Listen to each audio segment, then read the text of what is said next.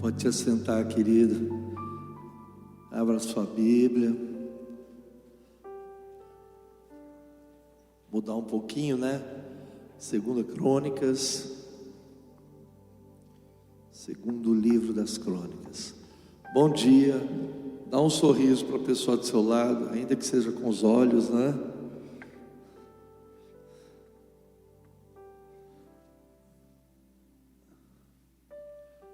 Fala bom dia para ela. Você está de máscara, mas não está amordaçado, né? Que não possa falar nada, né?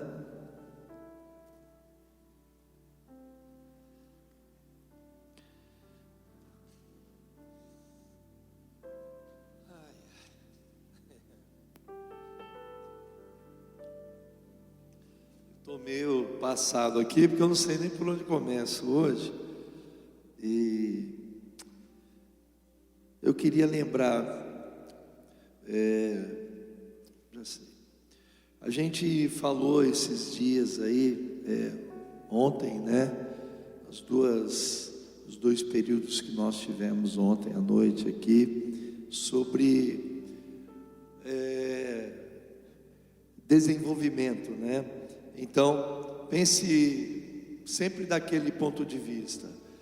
Repete comigo: tempo, processo, propósito. De novo, tempo, processo, propósito. De novo. Tudo na vida observa essas três coisas: o tempo, o processo e o propósito. E a gente, eu não sei se eu estou falando com o mesmo auditório. Quem estava aqui ontem, levanta a mão. Isso, ótimo. Então, não estou. Ontem nós falamos bastante sobre essas três coisas. E além disso, dentro de todo o processo, para o cumprimento do propósito, eu aprendi com a vida de Salomão três coisas, né? A primeira coisa foi aquilo que nós falamos ontem: paternidade. Repete comigo: paternidade. Então você precisa dar muita importância para o discipulado, o tempo com o seu discipulador, o tempo com a pessoa que cuida de você. Ela é muito importante. É ela que vai desatar a tua vida, é ela que vai ordenar o destino da sua vida. É claro que não é só isso, né? A segunda coisa que eu queria falar hoje aqui é sobre propósito. Repete comigo: firme propósito. A primeira coisa é a paternidade, que a gente precisa ter, né? A segunda coisa é que dentro do processo de cuidado e de formação na nossa vida, o relacionamento ele tem que ter um objetivo, né? Uma vez eu ouvi um pastor chamado David Conifield, e ele dá uma definição de discipulado muito legal. E ele fala o seguinte sobre discipulado: ele fala assim: discipulado é um relacionamento aonde um discípulo mais velho ou mais maduro ajuda o mais novo, primeiro, a conhecer o Senhor; segundo, a semelhar-se a Ele; e terceiro, e assim se reproduzir. Então ele fala que o discipulado ele não é estudo bíblico, apesar de você ter estudo bíblico. É como a célula. A célula não é um grupo de estudo bíblico, mas você estuda a palavra de Deus. A célula não é um grupo de adoração, mas você adora na célula. A célula não é um grupo de oração, mas você ora na célula. Então nós fazemos uma série de coisas dentro de uma célula, como no discipulado. Então o discipulado não é estudo bíblico, mas você estuda as escrituras no discipulado. No discipulado não é um momento de oração, com o objetivo de oração, mas você ora no discipulado. Você ora antes, ora depois, ora durante, né? Sempre acontece isso. Pelo menos todas as vezes que eu tinha discipulado com o pastor Cirilo, era difícil a gente terminar o encontro, o discipulado, e eu não tá com os olhos, né, encharcados de lágrimas. Por quê? Porque apesar de você não ser uma reunião de oração, mas você ora. Apesar de não ser estudo bíblico, você estuda a Bíblia. Mas o objetivo fundamental é o relacionamento. Então, assim, discipulado é um relacionamento. Então, é onde você se relaciona com alguém. É o mais velho, um pai ajudando um filho, um pai potencializando o filho. Mas você percebe, ele diz o seguinte: esse relacionamento, ele tem que ter um propósito. Ele pode ser o relacionamento pelo relacionamento, não pode ser o encontro pelo encontro. Ele tem que ter um objetivo. E ele diz assim: o discipulado é um relacionamento onde o mais velho ajuda o mais novo, primeiro, a conhecer o Senhor. Então esse relacionamento leva a pessoa, tem que arremeter a pessoa para Deus, tem que conduzir essa pessoa para o coração de Deus, tem que levar essa pessoa a viver experiências sobrenaturais com Deus. Esse é o objetivo do relacionamento. Então ele tem que ter um propósito. Então a pessoa no relacionamento, ela precisa ser despertada a buscar Deus. Então ele não pode, é uma coisa incoerente, depois de um tempo, você andando com uma pessoa, esse relacionamento não te leva, não starta a tua vida a buscar mais a Deus, não conduz você a clamar a Deus, a viver, a ter uma vida intensa, profunda com o Senhor. Então o relacionamento, ele tem que produzir isso. Ele não pode ser o relacionamento por estar juntos. Ele tem que catapultar você para Deus. Ele tem que inspirar você a buscar Deus. Vou dar um exemplo disso. Jesus, ele quando se relaciona com os discípulos, você várias vezes, Jesus saindo à parte para orar. Em um desses momentos, certa vez, ele pega Pedro, Tiago e João e diz assim, chamando Pedro, Tiago e João, subiu para o monte a fim de orar. Tem traduções que dizem assim, com o propósito de orar. Então Jesus, ele sobe para o monte e leva os discípulos com o objetivo de orar. E é nesse momento, quando aparece o corpo de Jesus, começa a reluzir, se transformar, onde houve, na verdade, a transfiguração. A glória de Deus vem sobre a vida de Jesus, desce dois homens nos céus, um Elias e o outro Moisés.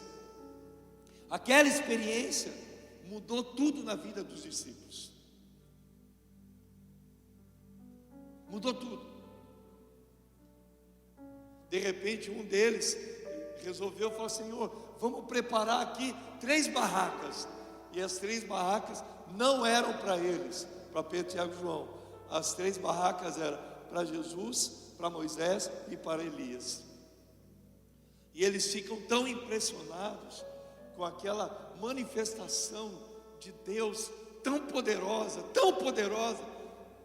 que ele fala assim, vamos construir uma barraca aqui e vamos ficar aqui. E é nessa hora que vem uma voz do céu, e a voz do céu racha os céus e diz assim, este é o meu filho amado, em quem eu tenho prazer, ouçam ele. Essa experiência mudou tudo na vida deles, mudou a visão da vida, mudou o próprio relacionamento entre eles, porque eles viram a glória de Deus. E você quer ver a expressão disso quando você lê o Evangelho de João, o mesmo João que estava na transfiguração. O mesmo João diz assim, nós vimos no capítulo 1, ele diz assim, nós vimos a sua glória, a glória do unigênito do Pai. Quer dizer, aquela experiência da presença de Deus, da glória de Deus, dividiu, entre o antes e o depois, cria um hiato ali, entre o que eles eram antes e entre o que eles passam a ser depois daquilo, tudo por causa de uma experiência. E o papel de Jesus naquele momento é levar eles para o monte para viver isso. Esse é o nosso objetivo aqui, é levar você para o monte a fim de ver a glória de Deus. Você consegue entender o que eu estou dizendo? Quantos estão comigo aqui? Esse é o objetivo. Quando você lê a epístola de João, a primeira epístola de João, olha o que João diz no começo dela: o que vimos, o que ouvimos, e o que as nossas mãos tocaram a respeito do verbo da vida, é isso que nós vos anunciamos. Ele está dizendo assim: eu não estou falando nada da minha cabeça, eu vi, eu ouvi, minha mão tocou. Quando chega no livro de Pedro, na epístola de Pedro, olha a pregação de Pedro. Ele fala assim: irmãos, o que eu estou pregando a vocês a respeito da vinda do nosso Senhor Jesus Cristo, diz assim, não consiste em fábulas engenhosamente inventadas. Então ele está dizendo o seguinte: a minha mensagem não é fruto de história, de conversa fiada. Pedro está dizendo, o mesmo Pedro que estava com Jesus no Monte da Transfiguração. Então ele fala assim: a minha pregação a respeito da vinda de Jesus não consiste em fábulas engenhosamente inventadas. Sabe o que é uma fábula engenhosamente inventada? É uma história para manipular as pessoas, não com o objetivo de edificar a pessoa. Uma fábula, uma história, uma mentira que parece até uma verdade, engenhosamente inventadas. Aí ele diz assim: mas nós fomos testemunhas oculares da sua majestade. Ele fala assim: eu vi a glória dele. Nós somos testemunhas da sua majestade, quando estávamos com ele no monte e ouvimos a voz vinda do céu, dizendo: este é o meu filho amado, em quem eu tenho prazer. Ele diz assim: essa voz que nós ouvimos ela quando estávamos com ele no monte. Está lá escrito. Quer dizer, o próprio relato da escritura dele é fruto daquilo que ele viu, do que ele ouviu, do que a mão dele tocou. Então o relacionamento que Jesus tinha com os discípulos não era somente o objetivo de ensinar alguns valores, era de levar aqueles homens com o objetivo de ter uma experiência sobrenatural com Deus. Você percebe, irmão? É incoerente você cuidar de uma pessoa, depois de anos cuidando dessa pessoa, a mente dela é do mesmo jeito, a vida dela é do mesmo jeito, o relacionamento dela com Deus não cresce, ela não rompe, ela não amadurece, ela não intensifica aquilo. Ao invés da pessoa ser melhor, ela não é melhor, ela é pior. E quando eu penso nisso, sabe, irmão, eu penso muito na vida de Salomão, porque se você olhar para a Escritura, você vai perceber do primeiro capítulo, durante toda a vida de Salomão, enquanto Salomão ele guardou isso, enquanto ele priorizou o seu relacionamento com Deus, o êxito dele, o reino dele prosperava. A partir do momento, e houve um momento que a Bíblia diz que Salomão ele foi contaminado pelo amor de muitas mulheres. Então houve um momento na vida de Salomão que Salomão se entregou à imoralidade. se entregou à pornografia, ele se entregou a isso, ele deixou esse nível de maldade entrar na vida dele, e ali começa a decadência de Salomão. E é interessante, porque, meu irmão, o nosso relacionamento com Deus, como a gente se relaciona com Deus, vai definir a intensidade do avivamento na nossa vida pessoal, e vai definir o que Deus vai fazer através de nós. E foi o que aconteceu com Salomão. A vida dele, o relacionamento dele com Deus. Se você olhar a Escritura, você pode abrir a sua Bíblia no livro de 1 Crônicas. Tudo começa aqui. Capítulo 1 diz assim: e Salomão, filho de Davi, se esforçou em todo o seu reino, e o Senhor Deus era com ele e o magnificou grandemente. E falou Salomão a todo Israel, aos capitães dos milhares, das centenas, aos juízes e a todos os príncipes em todo Israel, chefes dos pais. E foram Salomão e toda a congregação com ele ao alto em que estava Gibeão, porque ali estava a tenda da congregação. Ele foi exatamente para um lugar chamado tabernáculo, aonde a glória de Deus, onde Deus se manifestava. E ele diz assim: mas também, e foram Salomão toda a congregação ao alto que estava em Gibeão, porque ali estava a tenda da congregação de Deus, que Moisés, servo do Senhor, tinha feito no deserto. Mas Davi, seu pai, tinha feito subir a arca de Deus de Quiriate Jearim ao lugar que Davi lhe tinha preparado, porque ele tinha armado uma tenda em Jerusalém. Também o altar de cobre que tinha feito Bezalel, filho de Ur, estava ali diante do tabernáculo do Senhor, e Salomão e a congregação o visitaram. Então, o primeiro ato político de Salomão é subir para o altar, é subir para a presença de Deus. Esse é o maior desafio de todo crente, permanecer lá.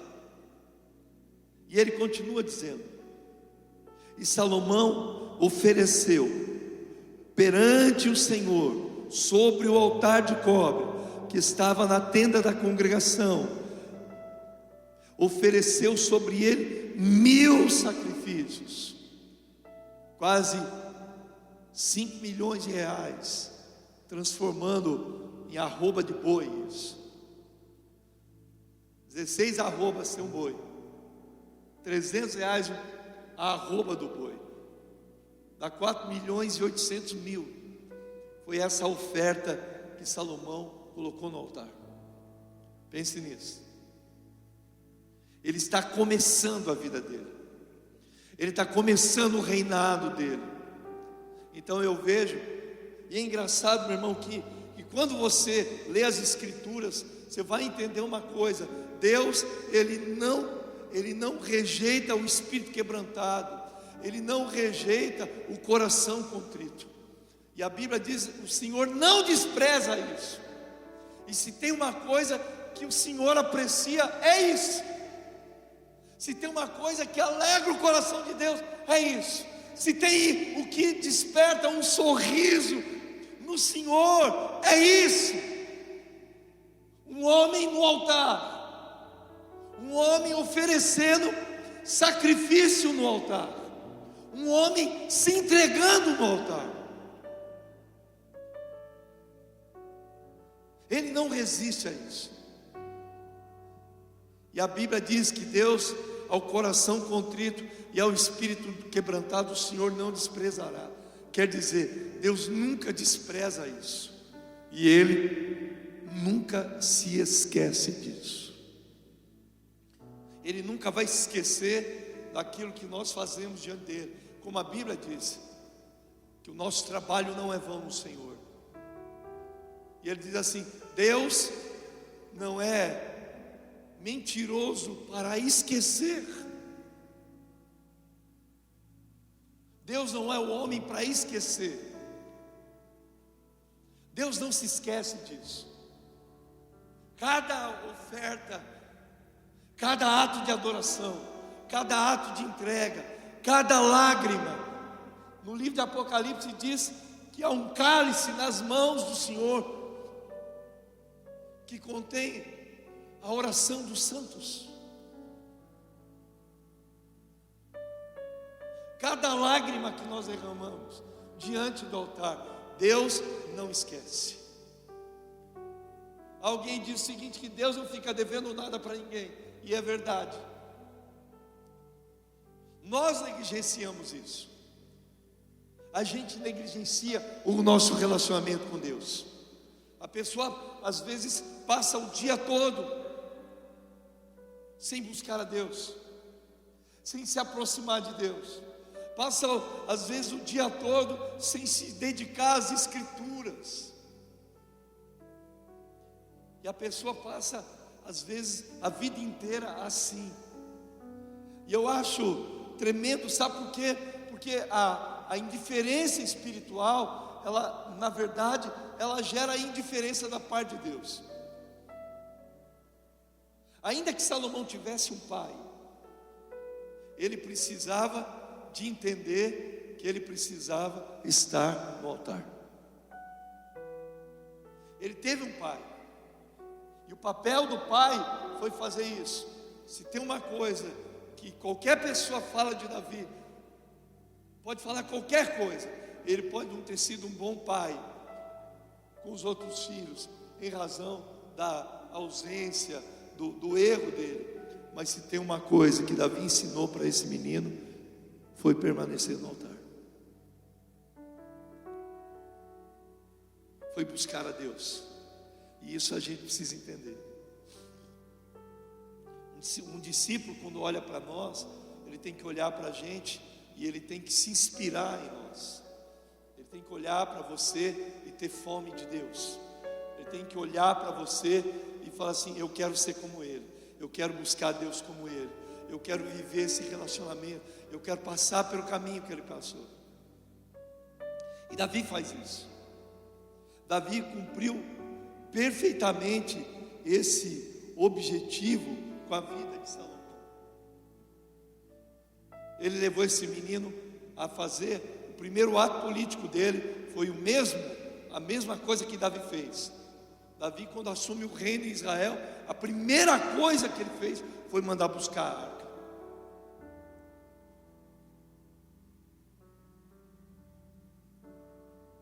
E ele manda buscar a arca. Quando a arca chega em Jerusalém, a Bíblia diz que Davi dançava com todas as suas forças. E ele celebrava ao Senhor com todas as suas forças. A mulher crítica, a sua mulher, sua esposa, Mical, ela se põe numa posição crítica. Ao invés de incentivar o marido a continuar aquilo, não, ela começa a criticar. Quando Davi chega, fala assim: que coisa feia, o rei dançando com a cueca aparecendo. Porque a Bíblia diz, enquanto ele dançava, levantava a estola, a roupa dele, e aparecia a sobrepiles dele. Na Bíblia é sobrepiles, a cueca.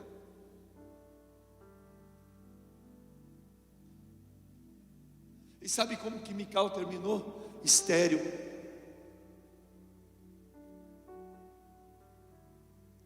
Porque a crítica sobre essas coisas, ela produz isso.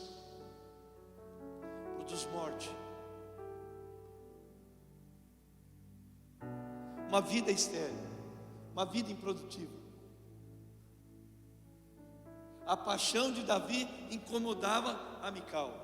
Às vezes nós ficamos incomodados com a adoração de alguns irmãos da igreja, com o grito de alguém. Lá na nossa igreja, um dos nossos pastores lá, o pastor Alexandre. Eu conheço o pastor Alexandre tem 30 anos. Pensa num moleque louco, doido. Você entrar lá nos vídeos da Lar, ele está no meio do culto, ele pega a bandeira do Brasil, começa a correr e joga a bandeira, e joga a bandeira no outro, e pega a água do pregador e fala assim: eu quero beber de Deus, e cai e joga na cabeça dele. Pensa no maluco.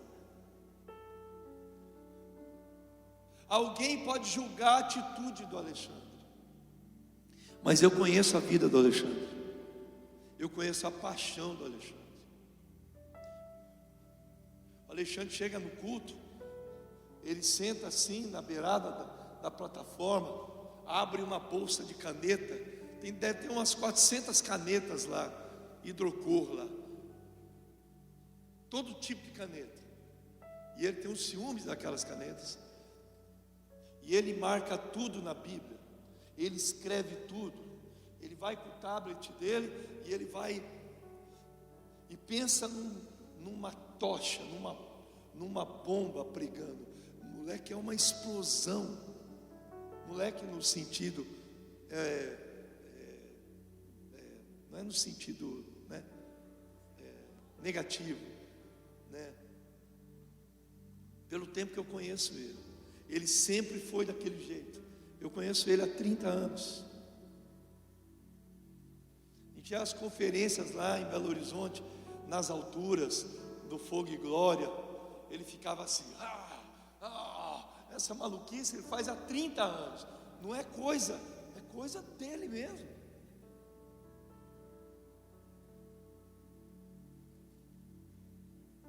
Eu queria que você pudesse pensar nisso. O que acontece com Salomão em razão disso? Verso 7 do capítulo 1 diz assim: naquela mesma noite apareceu a Salomão o Senhor e disse.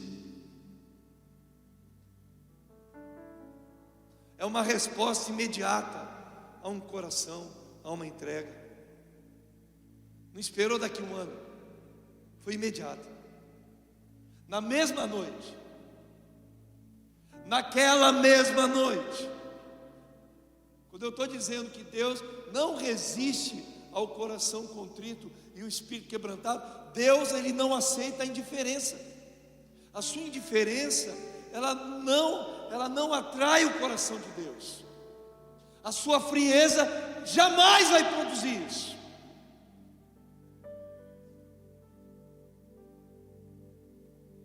A nossa falta de intensidade não produz nada.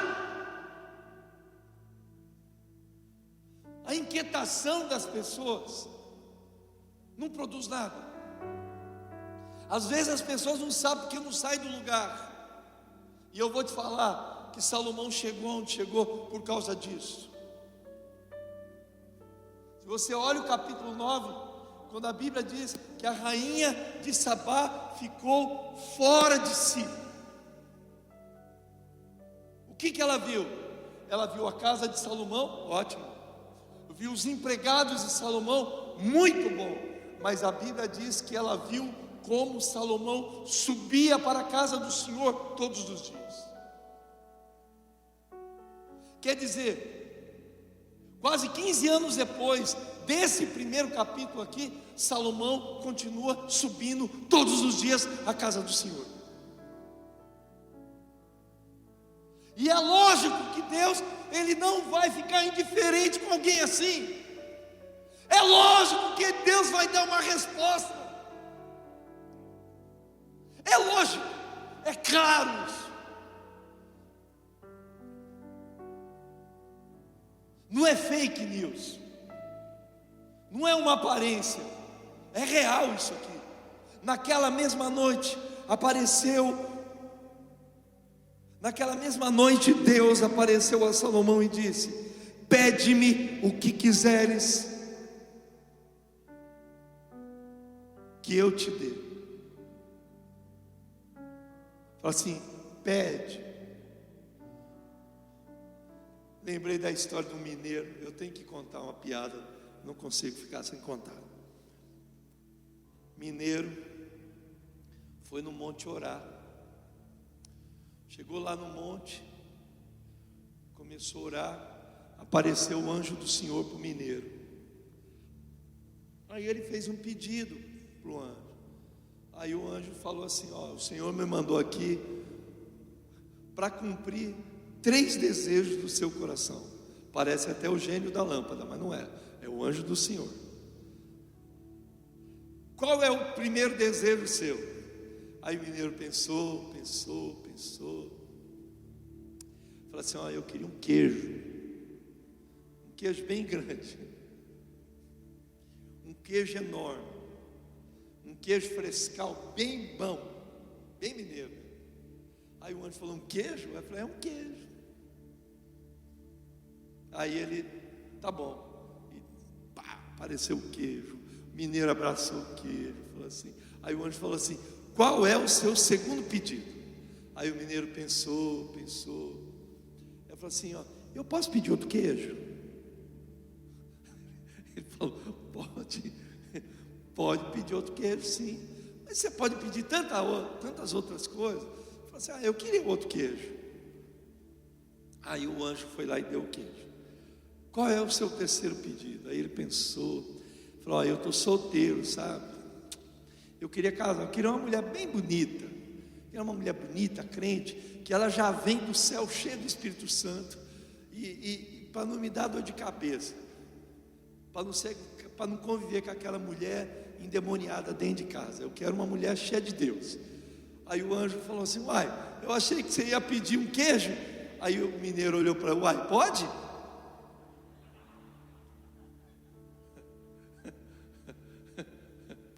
Se pode, eu quero outro queijo. Foi boa, não foi? Obrigado, irmã, sua risada é muito boa.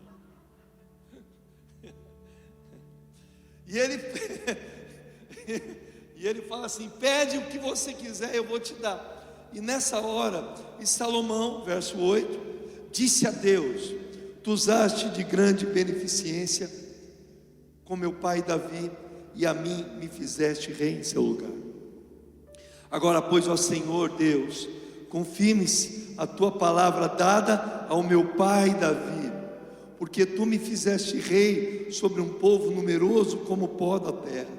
Dá-me, pois, sabedoria e conhecimento, para que possa sair e entrar perante este povo, porque quem poderia julgar este tão grande povo? O que ele pede? Sabedoria. Um pedido aparentemente simples. Alguém leu um livro chamado O Maior Vendedor do Mundo? Quem já leu esse livro? O Maior Vendedor do Mundo? Ninguém? Já leu? Pensa num livro legal. Porque o livro do Maior Vendedor do Mundo, ele conta a história de um homem muito rico, que ganhou muito dinheiro e ficou assim, riquíssimo, um homem poderoso na terra.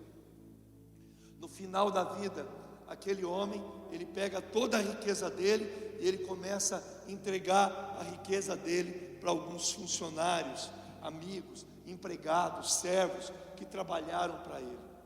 E ele tem uma caixa, como se fosse uma caixa, e dentro daquela caixa existe todos os segredos que são princípios que ele praticava diariamente na vida dele, e ele se tornou o maior vendedor do mundo. Ele entrega o legado para alguém.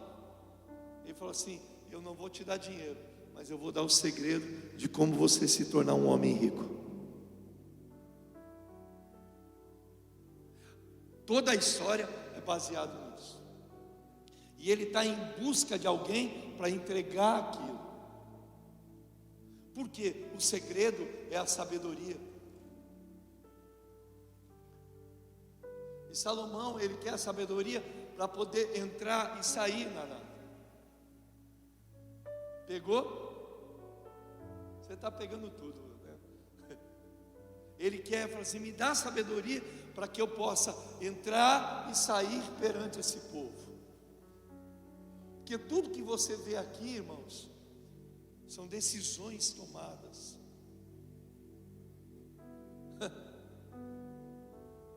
Lembra quando foi comprar esse terreno aqui? Quem estava aqui no começo, quando foi comprar o terreno, levanta a mão. Foi fácil? Não.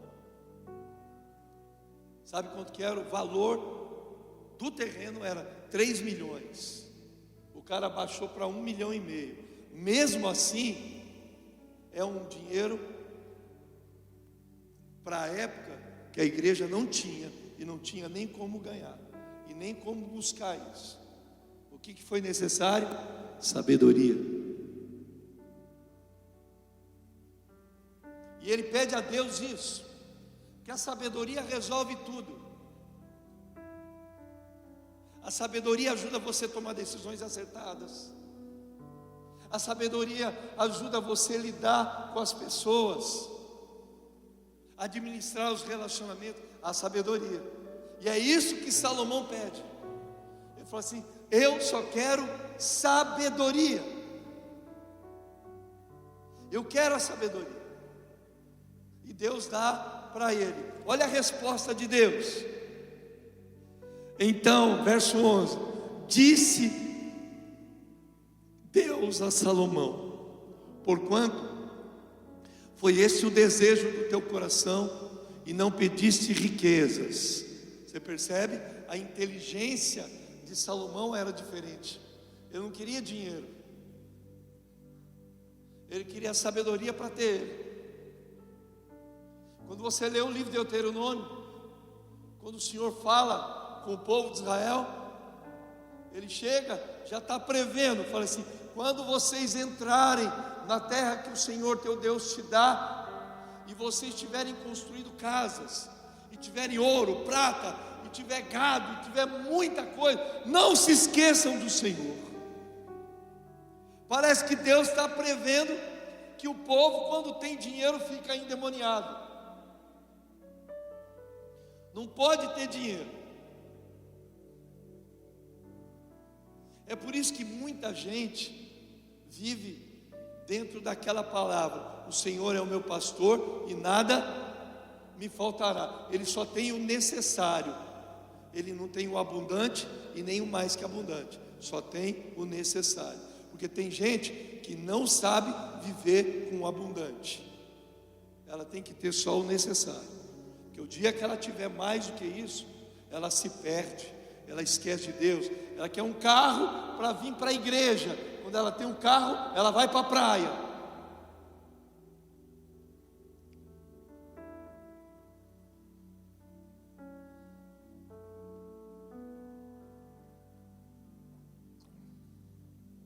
Deus me coloca na faculdade de medicina. Aí Deus vai e coloca. Ele esquece da igreja. Aí começa a ouvir aquele bando lá dentro da faculdade, as feministas da faculdade. Aí volta com a cabeça virada no giraia. Esse pastor é machista. Não, eu sou um homem de Deus, que é uma palavra de Deus e vivo ela. Esse pastor é um homofóbico. Não, não sou homofóbico, não. Eu amo o perdido. Mas eu sei qual é o plano de Deus. Deus distorceu a identidade de um homem. O diabo distorce a mente da pessoa, dizendo que ele é uma menina no corpo de um menino, e ele quer que eu acredite nisso. Não, o meu papel é dizer assim: o diabo está mentindo, você é homem. Eu já fiz isso.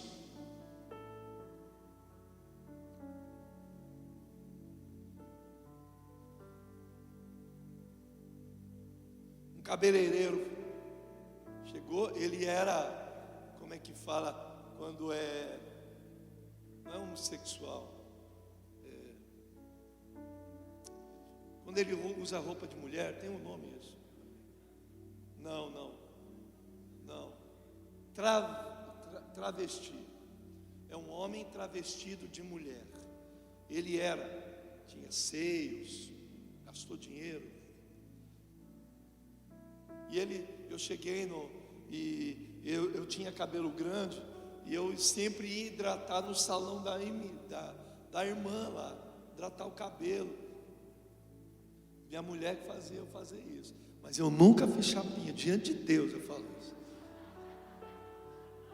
Tem uns irmãos aí que, pelo amor de Deus, vai para acampamento de jovem, está lá, esticando, fazendo chapinha. Verdade, eu vi!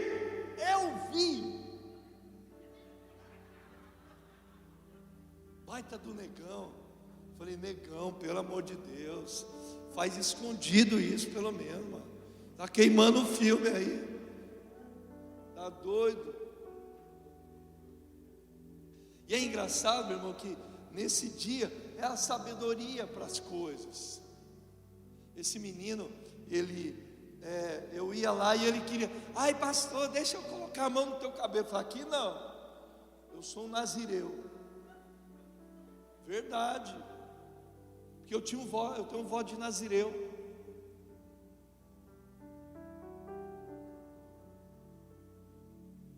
De não beber bebida alcoólica.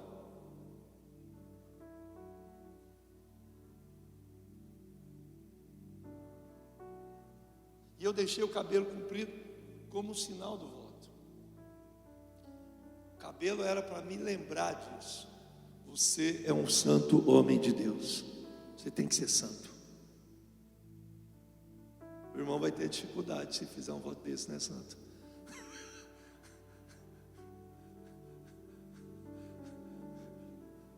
Não é verdade? E aí, eu cheguei, e ele sempre querendo mexer, eu nunca deixava, não tratava mal. Não, é a velhinha que vai fazer. Obrigado, viu, querido? Aí cheguei numa recepção, ele estava sozinho na mesa. Eu falei, Neiva, hoje eu pego ele. Pego assim, para pregar. Tá? Hoje eu falo com ele. Aí sentei na mesa. Posso sentar com você, Douglas? Claro, você sentando na minha mesa. Que honra, pastor. E eu doido para falar. Hoje eu falo para ele. E fomos, comemos, conversando. Chegou uma hora, eu não aguentei. A Neiva, viu, Douglas, eu preciso te falar uma coisa, Neiva. Pelo amor de Deus, meu bem, não fala isso. Falei assim, eu tenho que falar. Eu falei assim, deixa eu te falar uma coisa. Você não é mulher, você é homem. A Bíblia diz que Deus fez macho e fez fêmea.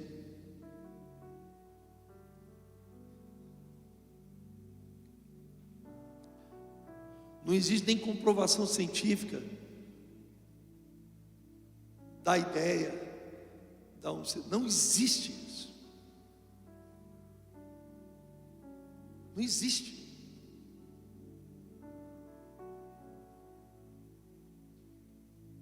O diabo distorceu a sua identidade. Você é homem. Você foi criado para a glória de Deus, mas você foi criado homem. Você está entendendo, Douglas? E ele ia chorando. Vai amanhã no culto, lá na igreja. Deus quer mudar a tua vida. E ele falou assim, nunca ninguém falou assim comigo. Eu falei assim, por isso que você está onde você está.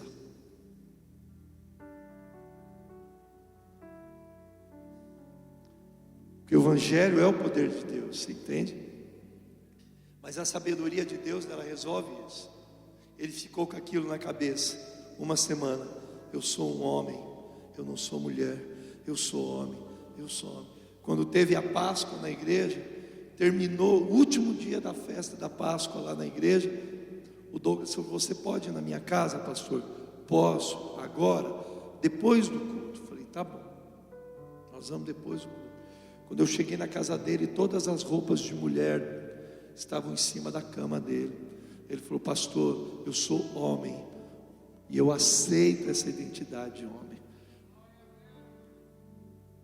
O que eu faço com essa? Posso dar para alguém? Eu falei, você está doido? Vamos queimar, meter fogo nesse capeta aí.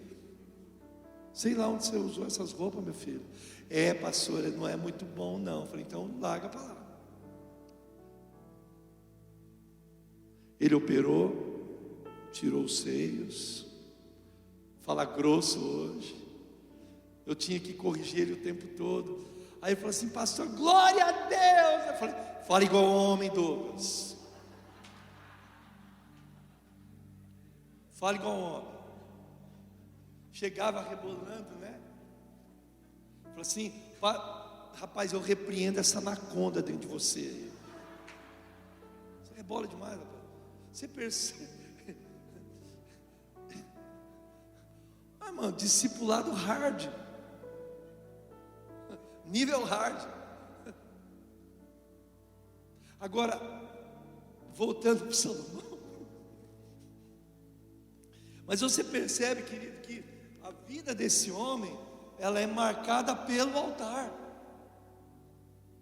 Porque o nosso relacionamento com Deus é que potencializa essas coisas.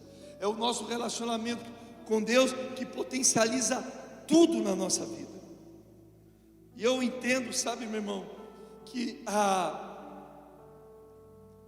o nosso tempo com Deus, ele pode ser definido por algumas coisas: pela quantidade do nosso relacionamento, pela qualidade do nosso relacionamento, pela profundidade do nosso relacionamento e pela extravagância do nosso relacionamento.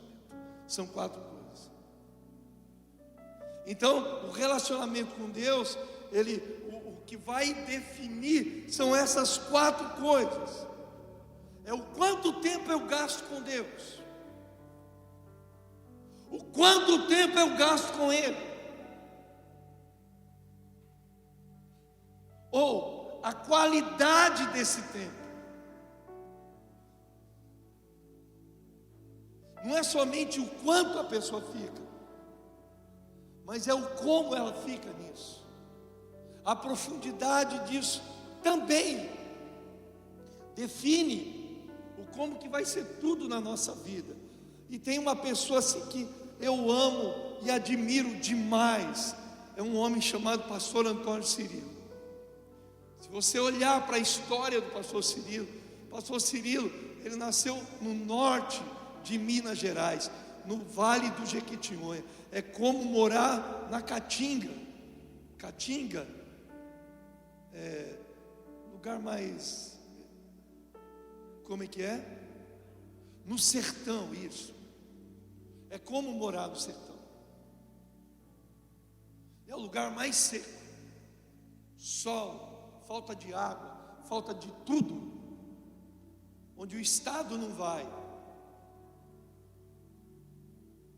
Morou num lugar desse, cresceu num lugar desse. Ele fala que ele ia sozinho, às vezes à noite, 3, 4 quilômetros a pé para o colégio. Um menino. E quando vai morar em Belo Horizonte. Agora, o que fez esse homem ser o que ele é? A vida dele com Deus.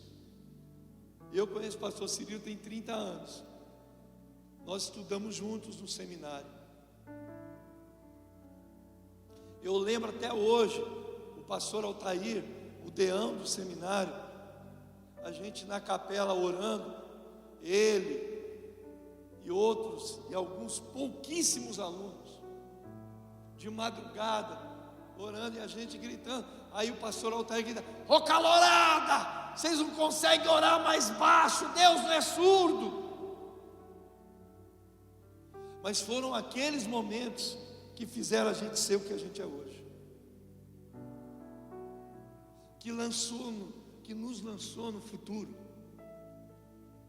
Você entende o que eu estou dizendo, meu irmão? Toda a sua vida não está no passado, porque o passado já passou, o ontem já era. Você não pode mudar nada do passado. Você não pode mudar o passado. Você não pode reescrever o passado. O passado passou.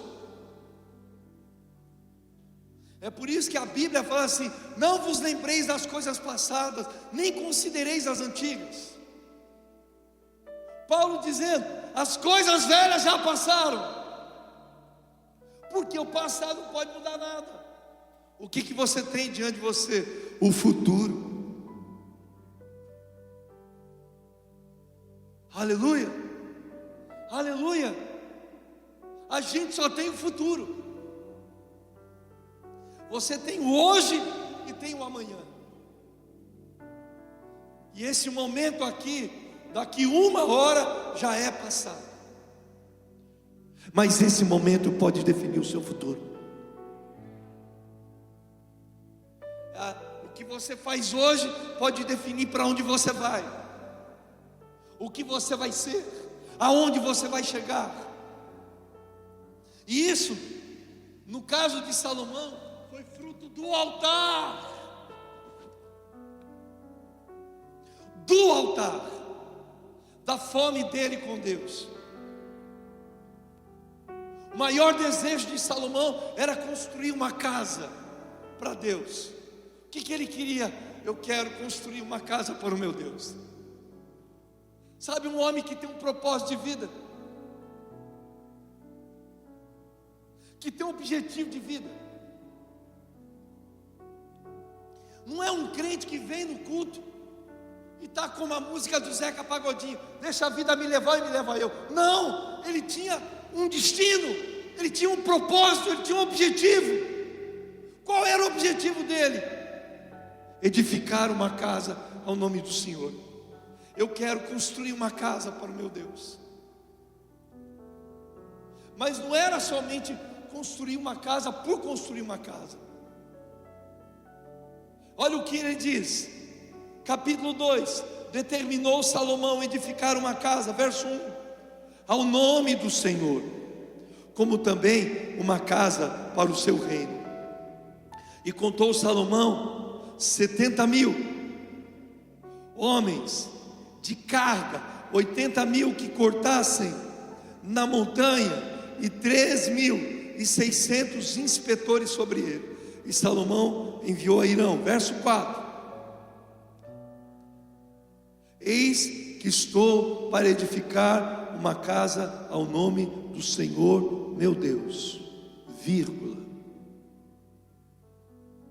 E ele diz assim: para lhe consagrar.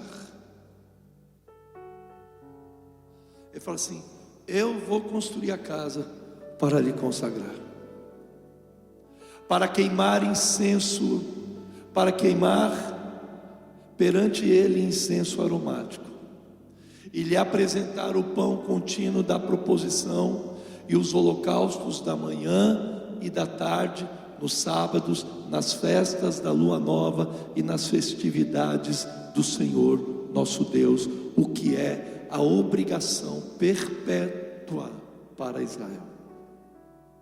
O que ele quer? Eu quero construir uma casa para consagrar e para queimar incenso perante ele. Ele queria fazer isso. Ele não queria construir uma casa para outros fazerem. Ele queria fazer isso. Ele não está mandando alguém fazer uma coisa que ele não faz. Ele ia fazer isso.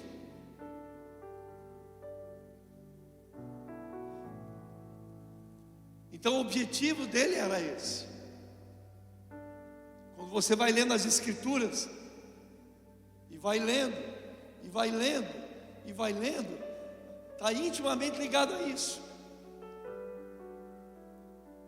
Quer dizer, o futuro da sua vida depende disso,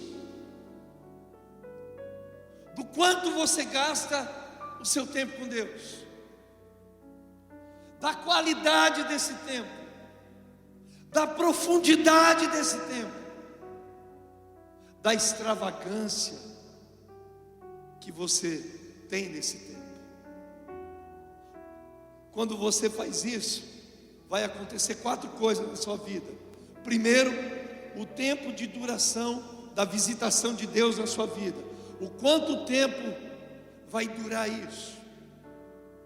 O quanto mais eu faço, vai demorar o tempo, a extensão disso. Até quando isso vai? É muito comum a gente ver gente na igreja, na caminhada, você vê pessoas que se perderam no meio do tempo, que pararam de buscar Deus, e a vida delas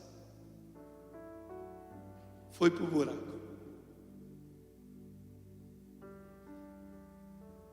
Porque a quantidade, a qualidade, a profundidade do nosso relacionamento com Deus vai definir o tempo, a longevidade de tudo que você faz, o êxito ou o fracasso da sua vida e da minha vida, é fruto disso.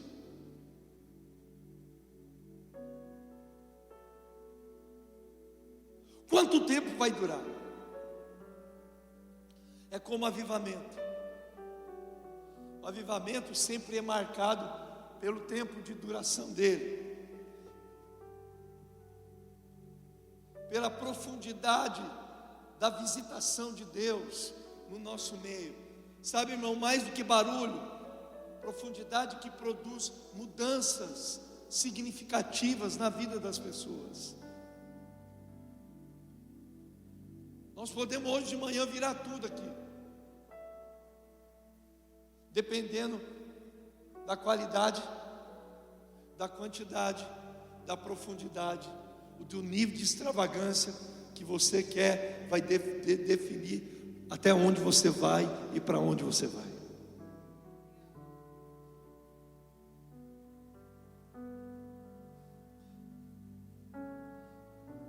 Aleluia. Aleluia. Quantos entendem o que eu estou dizendo? Ei. Aleluia.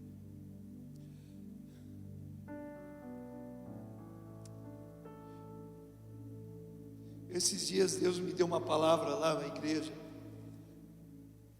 no Salmo 84, quando abri nele, sem querer, querendo.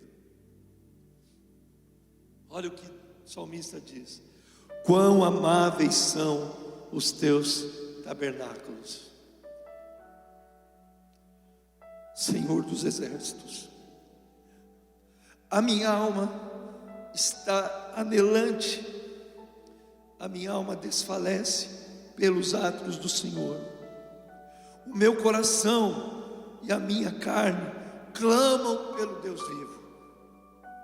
Até o pardal encontrou a casa, a andorinha encontrou o ninho.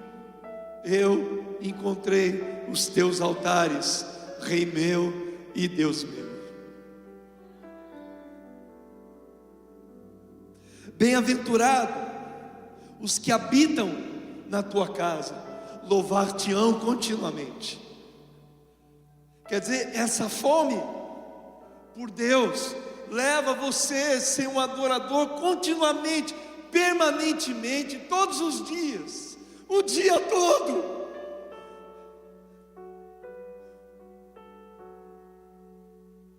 Bem-aventurado o homem cuja força está em ti, em cujo coração estão os caminhos aplanados, o qual, passando pelo vale de Baca, faz dele uma fonte. Você percebe, meu irmão? Quando homens e mulheres são pessoas do altar, a Bíblia diz no Salmo que ele vai de força em força. Ele se torna uma pessoa indesistível. Não sei se existe essa palavra. Perseverante, constante, permanente. Eles vão de força em força para a casa do Senhor.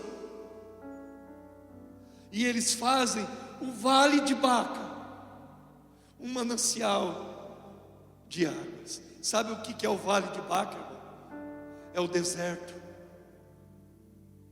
O vale de Baca é o lugar da humilhação.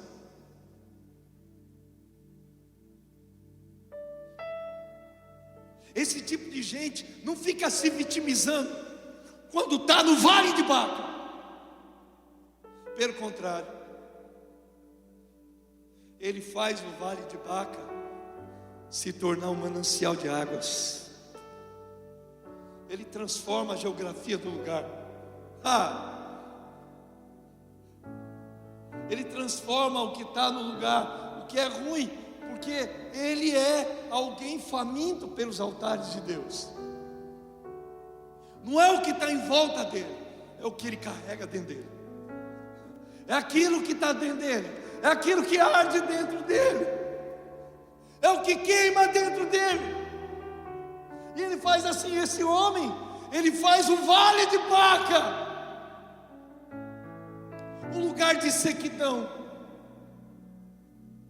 um lugar de humilhação, um lugar onde não tem comida, não tem água, não tem nada. Mas Ele é um manancial de águas. Ele faz aquele lugar ruim se transformar. Então não existe lugar ruim para quem vive no altar. Não existe impossível para quem está no altar. Não existe oposição para quem vive no altar. Você entende? O futuro depende de quem permanece no altar ou não.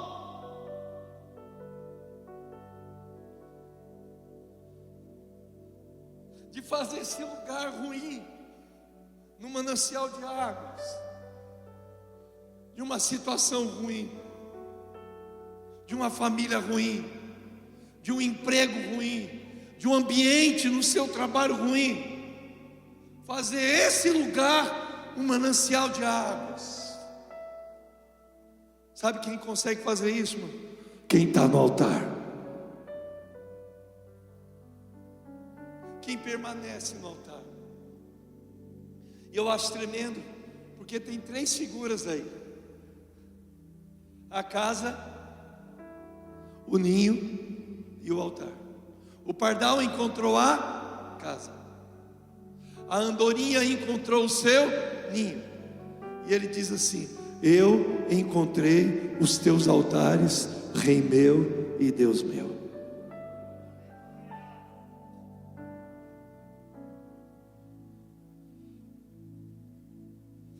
E o assunto é os tabernáculos do Senhor.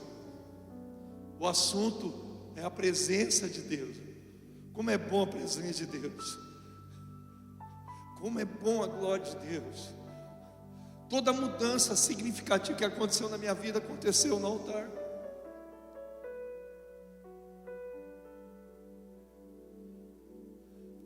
Toda visitação extraordinária que eu vivi na minha vida foi no altar.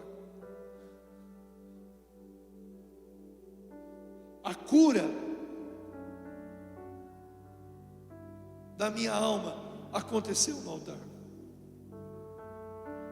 na presença de Deus. É aquilo que homem nenhum consegue fazer. É só o altar, a presença, a permanência no altar faz com que o vale de Baca ele se torne um manancial de águas, um lugar de vida.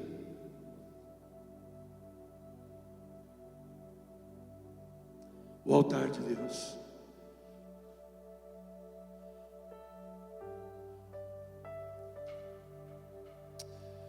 Aleluia, Pai.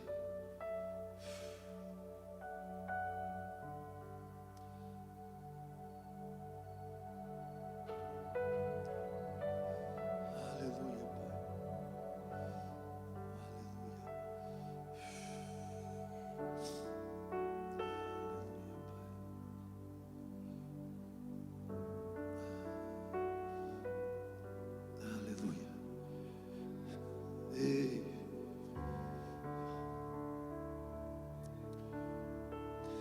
Eu te amo, Senhor. Um dia na tua casa vale mais do que 1000, como o salmista disse nesse salmo, Senhor.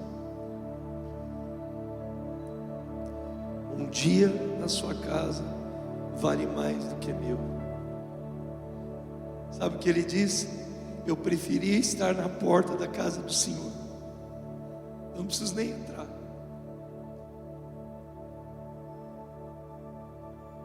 Eu quero estar na porta. Eu me contento. Lembra a mulher? Os cachorrinhos comem das migalhas que caem da mesa do Senhor. Ainda que seja migalha, é da mesa do Senhor. Ainda que seja na porta, mas é a porta da casa do Senhor. E ele diz: eu preferiria estar na porta da tua casa do que nas tendas da perversidade. Prefiro isso. Eu escolho isso. Eu escolho o altar. Eu escolho a presença de Deus. O futuro da sua vida, da minha vida, depende da gente estar no altar. O futuro da sua casa depende de você estar no altar. Tudo se resolve no altar. Tudo muda no altar. A nossa vida muda no altar. O que está em volta de nós muda no altar.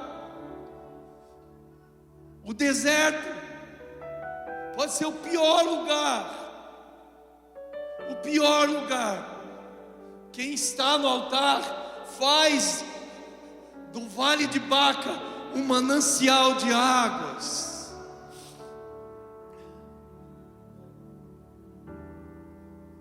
Daquele lugar de sequidão,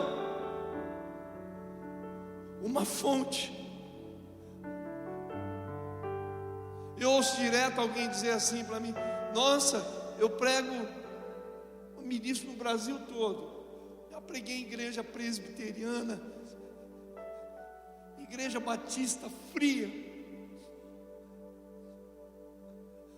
Uma vez eu fui convidado, eu estava numa conferência na Bahia, junto com o Davi Fernandes, ele ministrando a adoração e eu pregando. Quando terminou, era uma igreja batista, mas o pastor da igreja era avivado e tal, e tinha um pastor que não era um pastor, era um moderador da igreja.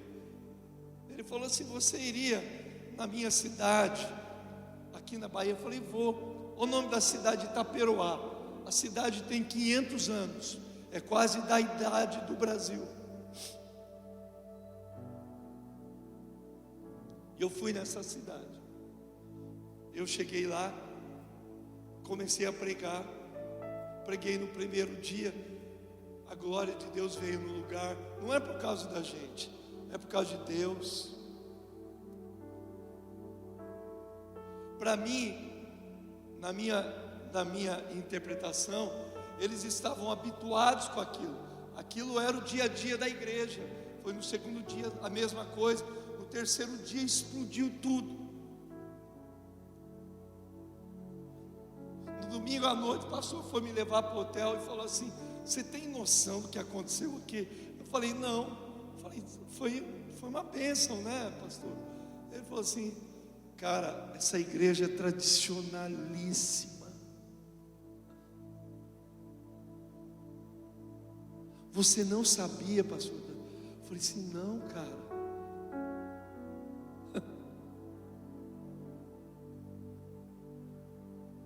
Mas quando você é uma pessoa do altar, você faz o deserto virar fonte.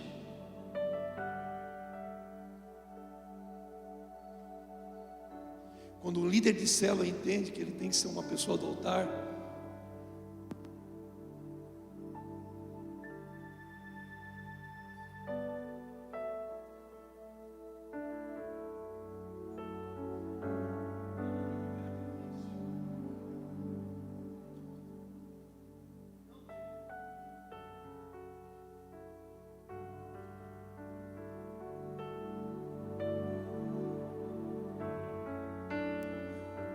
não tem situação difícil, não tem impossível para quem permanece no altar. Você pode perceber que a casa, e eu vou encerrar, a casa, pense nisso, meu irmão, a casa é um lugar assim, aconchegante, é um lugar de relacionamento, onde você se relaciona com as pessoas. não é verdade? A casa é lugar de você ser acolhido, ser amado, ser cuidado. O ambiente da casa, por isso que a Bíblia diz que Deus é Pai, juiz das viúvas, pai dos órfãos, e faz com que o solitário habite em família. É maravilhoso ter uma casa, é muito bom poder voltar para casa. Terça-feira eu volto para casa, quinta-feira eu já viajo de novo, eu vou para Vitória, no Espírito Santo. Vou em Vitória, prego lá, volto de manhã para casa. É bom você ter um lugar para voltar, mas a casa, o que tem na casa? Na casa tem portas, na casa tem janelas. Ao mesmo tempo que a casa é um lugar seguro, a casa também tem limites, tem regras.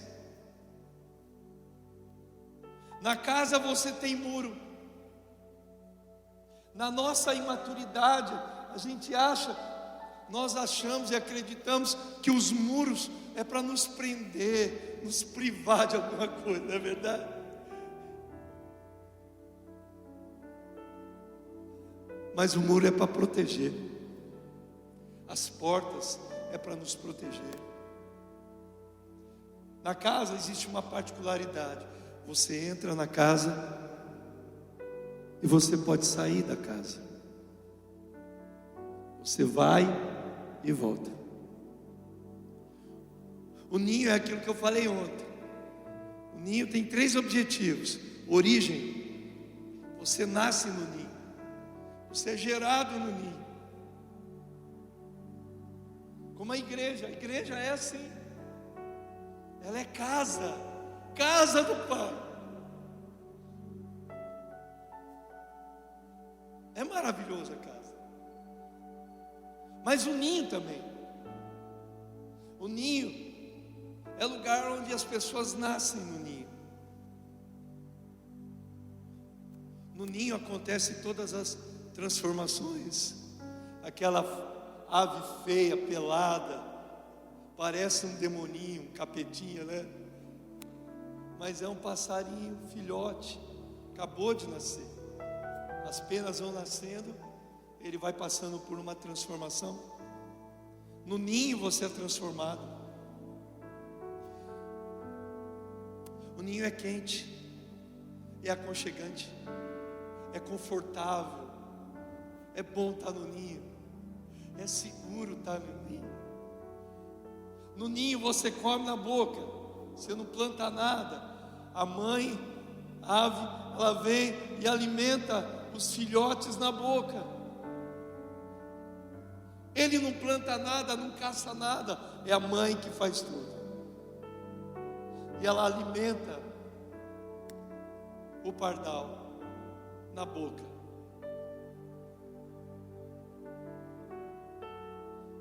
Alimenta a andorinha na boca. Mas chega uma hora que ela tem que fazer ele voar. E ela tem que tirar ele do ninho. Por isso que aquela ruptura, quando o filho vai casar, sair de casa, tanto para a menina como para o rapaz, é um desafio. Mas ele tem que ser levado para fora do ninho. Ele tem que seguir o destino dele. Ele tem que alcançar o propósito dele. Ele tem que voar.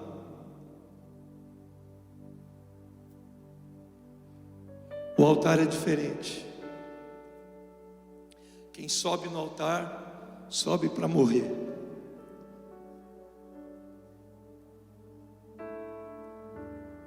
Não é, meu irmão? Quando você lê a lei do sacrifício, o sacrifício, antes de ser queimado no altar, ele era primeiro degolado. Separava a cabeça, tirava a ideia própria, o senso de direção, ele corta. ele arranca, ele esquarteja o animal, separa todas as pernas dele, tira dele a liberdade de mobilidade. Ele arranca a pele do animal. O animal é escalpelado, ele tira toda a pele, ele tira tudo aquilo que é aparência, aquilo que as pessoas ostentam, que no altar você é só um sacrifício.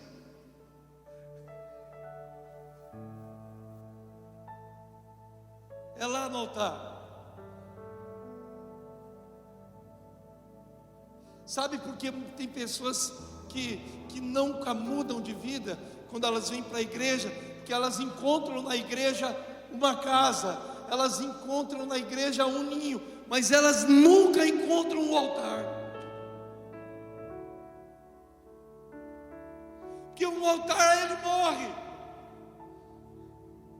A mudança de vida acontece quando você está no altar.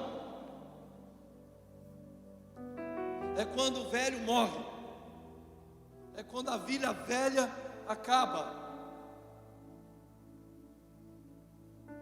quando a ideia própria ele foi degolado, quando ele não se movimenta mais como quer, porque ele está esquartejado, quando ele para de viver de aparência, porque ele está escalpelado. Mas sabe o que é que queima no altar? As entranhas.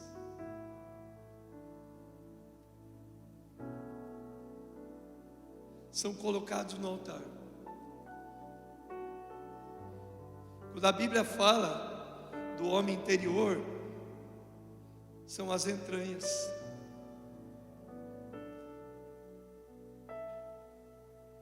O centro das emoções,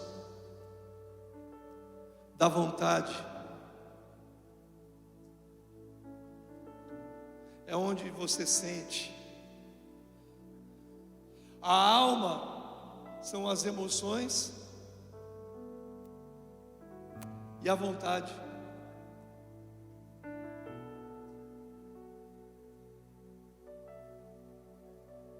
Quando você é queimado no altar, você perdeu a sua vontade.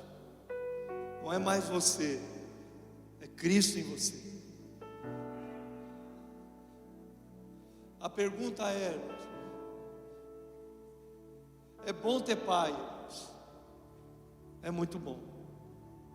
O meu pai espiritual me ensinou a ser um homem do altar.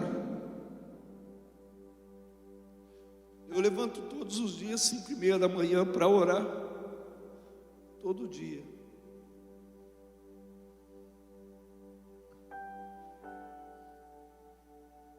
No meu dia a dia na igreja eu jejuo todos os dias, só faço uma refeição por dia, por causa do altar. Eu gosto de fazer isso. Eu amo o tabernáculo do Senhor. O seu futuro, ele vai ser determinado por isso, pelo altar. E eu queria te convidar. Quantos querem ser pessoas do altar aqui? Levante suas mãos. Fique em pé no seu lugar. Levante as suas mãos aos céus.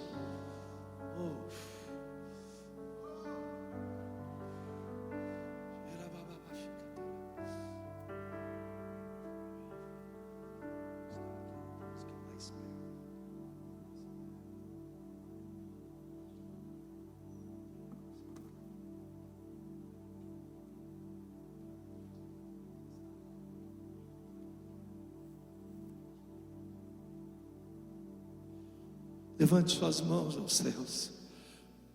O seu futuro depende disso, da sua entrega hoje.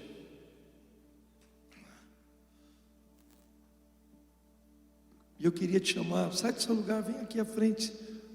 Se você quer um futuro para a sua vida, o seu lugar, tudo começa no altar.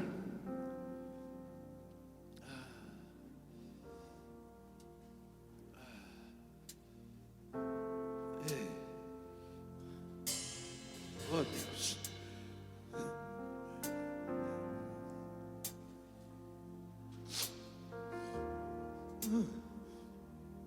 Ei, tira a mamana.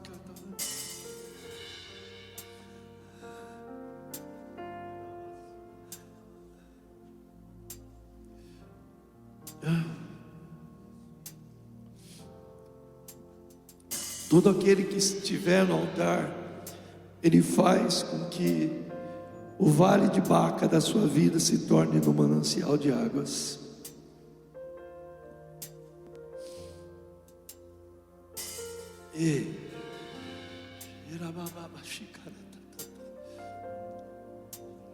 Espírito Santo, venha sobre nós aqui nessa manhã, Pai. Nós amamos a Tua presença, Senhor. Nós amamos o Teu altar, Senhor.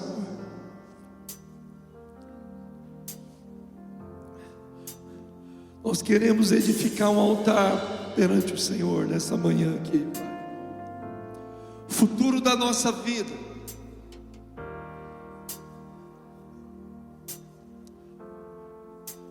Tudo na sua vida, meu irmão, minha irmã, está no futuro, está no amanhã, não está no ontem. Por isso que a gente precisa se libertar do passado. As coisas velhas passaram. As coisas velhas passaram. As coisas velhas passaram. Nós estamos a poucos dias do final desse ano. Talvez para você foi um ano difícil, irmãos. Mas eu vivi algo nessa pandemia. Eu perdi a minha mãe. Eu perdi a minha irmã. Eu perdi as pessoas que eu mais amo na minha vida. A minha família é pequena. Nós somos 3 irmãos. A minha irmã caçula faleceu há 40 dias e a minha mãe há 120 dias.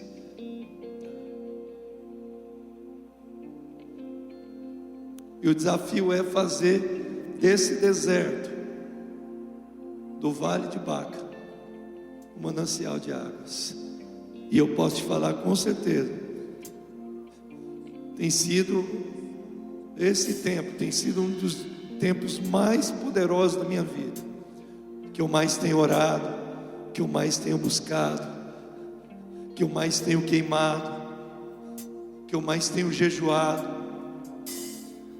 que eu mais tenho me entregue,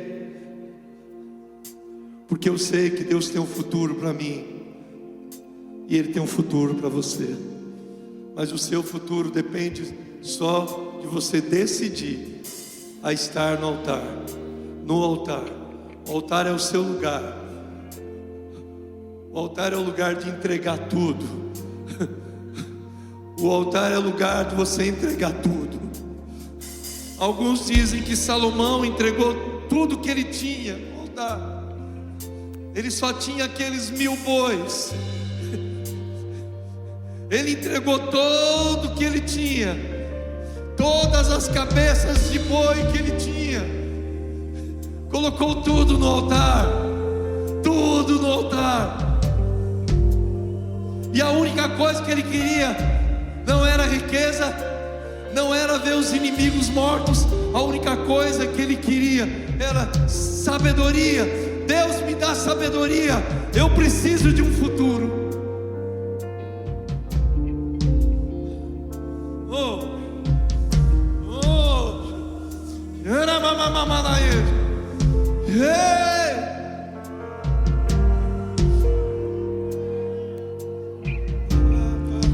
E me tira o medo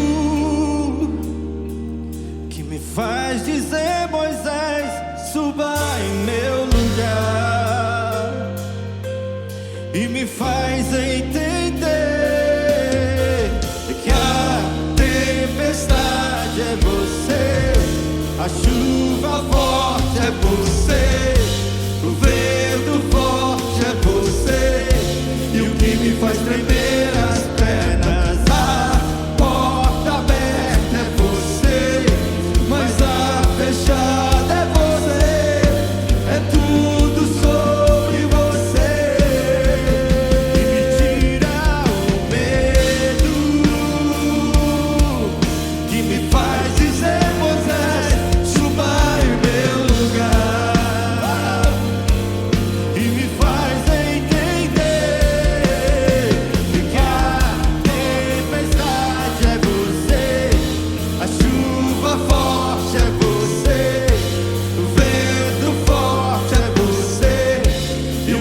faz tremer as pernas. A porta aberta é você, mas a fechada é você. É tudo sobre você. Eu vou subir o monte, eu vou subir o monte que muitos desistiram. Eu vou ficar lá até te encontrar. Eu vou e vou fazer morada e vou ficar lá até te encontrar. Mas eu vou subir o monte que muitos desistiram. Eu vou ficar lá até te encontrar. Eu vou entrar na casa e vou fazer morada e vou ficar lá mais perto